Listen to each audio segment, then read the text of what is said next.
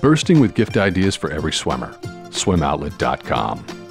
Search for that unique stocking stuffer or perfect holiday surprise. As always, low price guarantee and free shipping on $49. SwimOutlet.com. Give the gift of swim this season.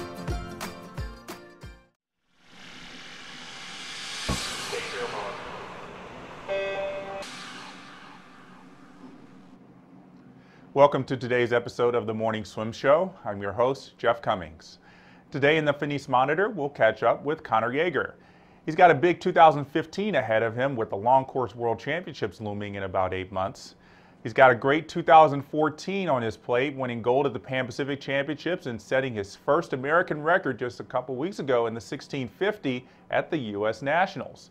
And joining us now from Ann Arbor is Connor Jaeger. Hey Connor, it's great to see you. How are you? Hey, good morning. Yeah, thank you so much for having me. Well, congratulations on this American record. What a great accomplishment. Yeah, really pretty exciting meet, and kind of bizarre. It started off a little slow, and you know, on Thursday after that 500, definitely wouldn't have thought that the weekend could have ended in a in a U.S. Open record. But yeah, definitely really had a great time being there with the Michigan team and the Club Wolverine guys. So why do you think your 500 wasn't on, but your 1650 was?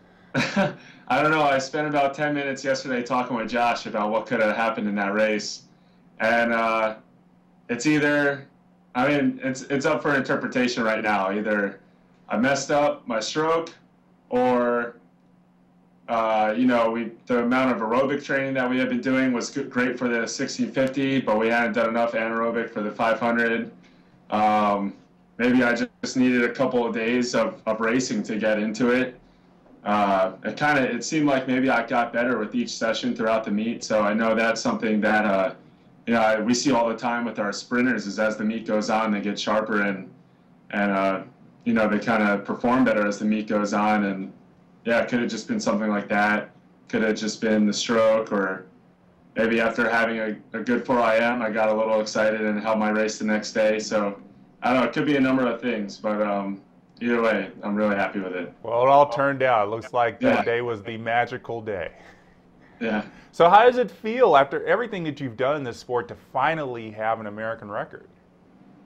You know, when Grodsky and Chad broke that record back in 2012, that was the first year that I swam the mile at NCAA's, and the team had done the best that it ever did, had done the best that it had done since in recent history. We got 5th, and we were very excited about that.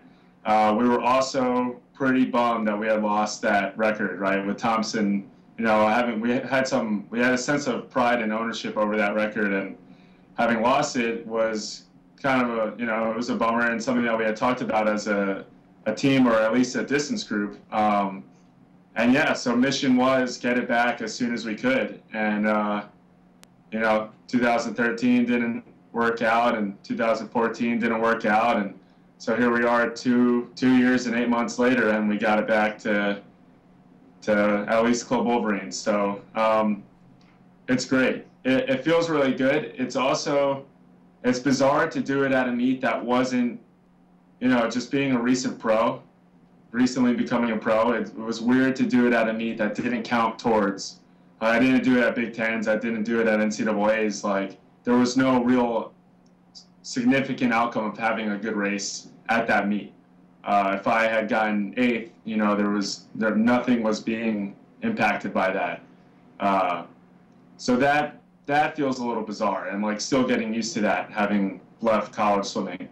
But yeah, I mean, every time you swim the mile, you swim for 15 minutes or whatever, and then you get to look at your time, and you either went through 15 minutes of pain to improve, or you didn't. And I'm happy that this time I got to go through it and got the record, and you know, just got that giant monkey off my shoulder there. Well, it was really interesting because throughout your college career, you've had some great races. I mean, in 2012, you had Grodsky and Latourette. 2013, you had Mike McBroom. That great race, 2014, you had a bunch of swimmers as well. And this one, you're all by yourself. I mean, did that kind of change any way that you went into the race? I mean, you probably knew going in that it was just going to be you and the clock. You know, really, I honestly didn't know what to anticipate going into that race. You know, I had no idea how I was going to perform. Obviously, I was all over the map between the 500 and the 400 IM just the 2 days before. And yeah, like, I really, probably the only thing that really got me excited about it was that my coach, Josh, had almost challenged me to go out about 8 seconds or more faster at the 1,000 than I normally would. It was just like, hey, enough's enough. Like, just stop building into it and just go for it, and let's see what happens. Like, you're not gonna. There's no meat to lose here. You're not losing NCAA's or Big Tens. You know, if it doesn't work out, then you're still safe. So why don't you might as well try it? And that kind of got me excited. Like, yeah, you know what? You're right. I got nothing to lose. So it'll be fun. I'll go out for it and see what happens. And yeah, so I guess I knew that I was planning on trying to take it out. I didn't know if people were going to be there with me or not. And then, yeah, towards the end, I'm really lucky that the crowd kind of got into the race, and being able to hear some cheers, you know, after the flip turns. And when they display like how close or far you are from the record, you know, I got some cheers towards the end, and I was hoping that I was close. So yeah, that kind of helped me through the end right there. So the 1,000, your plan was to go for the 1,000 and kind of just see where it was from that. So how did the race plan actually turn out based on your expectations, or your goal at least? I was out a little bit slower than that challenge, you know, than what we had talked about. But I think that's fine, because it was hard enough to go. It was hard enough to do what I had done. So, you know, no regrets on that. And yeah, you know, if I had gone out a little bit faster, then maybe I wouldn't have been able to close the same way. So it's really good. And it was also awesome to have, you know, Ryan Feely, just a couple lanes over, did his best time in a couple of years.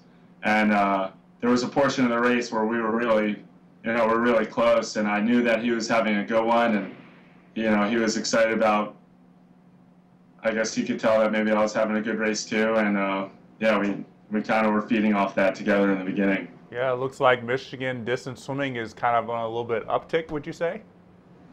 Yeah, really the freshmen that are here now, and really the underclassmen. We got Cameron Stitt as a sophomore, and yeah, they're definitely. I mean, I've been impressed. I've seen some of the things that the freshmen have done so far this year have impressed me. And I mean, it's only going to get better from here. So I'm excited to see. I'm really happy that I'm going to be around for, you know, 2 more years and get to see what these guys are going to do. Yeah, I'm sure they're good, and they're going to be motivated to know that, you know, somebody that they see every day pounding out the yardage can do that. It motivates everybody else too. Yeah, they're ready. They'll be ready to do it too. Well, just right before your race, Katie Ledecky broke her American record at 1650. Did you just not want to be upstaged by her? You didn't want her to have all the fun that day? Yeah, I think with Katie it's inevitable being upstaged, but no, seriously, I mean, I'm always impressed by her, and definitely it's like, you know, she just jumped in, she did it, she wasn't afraid, so maybe I should, you know, just try. Yeah, it helped inspire me for sure, definitely. I mean, I'm totally impressed by her, and you know, her like competitive attitude and also like fearlessness. Well, you got to be fearless in a mile. You can't, even if you're the kind of person like you kind of tend to want to kind of hold back the first half of the race and then build into it. You still have to have that no fear attitude, because especially when the pain comes in, you just gotta fight through it. No matter if it hits you at the 500, the 1,000, the 1,400, whatever it is. Yeah, it's true. It's a doozy. You just gotta push through it. Well, you know, as most people like to do at the end of their big championship meet, they get a little time to relax and soak it all in. But you haven't had a chance to do that. You had to get right back in Ann Arbor and get into exams, didn't you? Yeah, right. Yep, right back to Ann Arbor doing exams. So actually finishing my undergrad right now. Just doing a couple, you know, mechanical engineering. So it's a couple of final requirements I got to fulfill. And yeah, you know, because of the timing of my finals, I'll have to miss a couple of practices. But besides that, right back into it. Definitely don't want to be out of shape when I get to Florida for training camp. So yeah, really back to it. And you know, I guess it's great with the Grand Prix series that throughout the country, you know, that exists. So really, my next meet isn't too far away with Austin, you know, just being in January. So really kind of already getting geared for that. And I think it's long course, I'm pretty sure. So I don't know how much long course training I'll be doing between now and then. So definitely want to take advantage of any opportunity to be in shape that I can. I'll take it. Right. So you graduate this month. Congratulations on that, first of all. Are you going to continue to do any studying, or is this it for a little while? Yeah, I've been admitted, and in January I'll go into what's called a Master's in Management program here at the business school at Ross. And it's pretty much, it's intended for students that didn't do business undergrad. So non-BBAs to come in and get, I guess, a crash course in business. It's a 10-month program. And yeah, you know, I'm really just looking to take full advantage of being in Ann Arbor while I'm here. And so that's training, you know, continuing to train for trials and continue my education. Well, looking ahead to 2015, Long Course World Championships coming up. You got the opportunity to defend or even improve on that bronze medal you won in Barcelona, and also there's the 800 and the 1500. This is something I've always wanted to ask you, and I don't think I've ever asked you, is between, I'm not going to mention the 800 because it's not technically, it's not an Olympic event, but the 400 or the 1500 long course, which one do you like better? The 400. Absolutely, and it's not a length. It's not that I don't have any grudge against the 1500 because it's long or any other reason why people wouldn't like it. The 400 is just really fun for me because it's long enough where strategy is important and long enough where like the aerobic training helps or is beneficial. Training for the mile that I do helps in the 400, but I guess speed is still necessary, and mistakes are more crucial in the shorter race than the 1500. Yeah, so that's definitely that's the race that has my heart.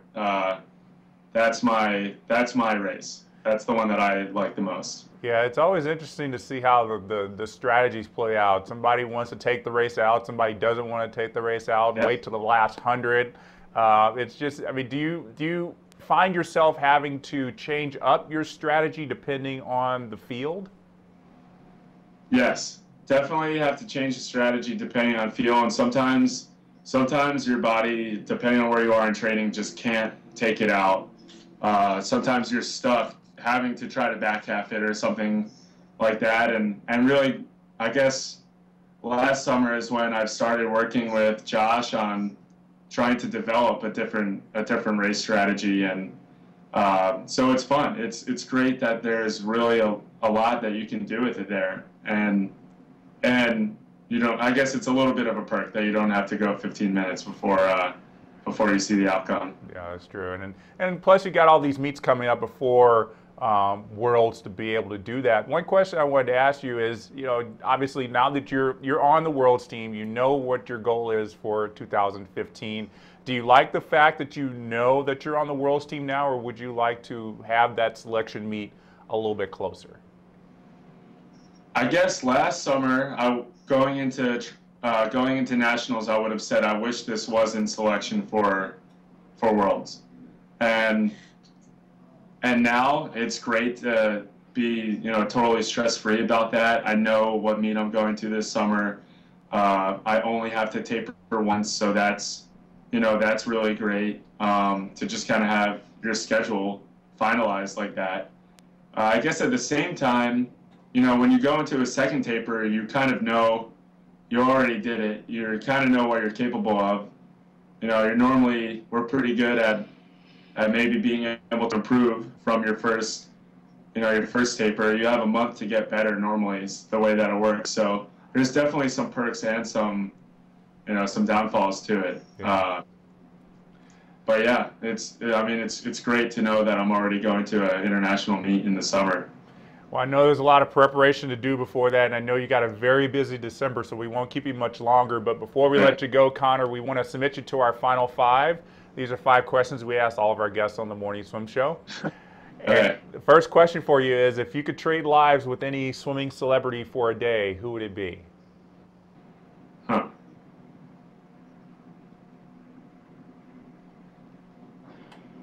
I think Davis Tarwater.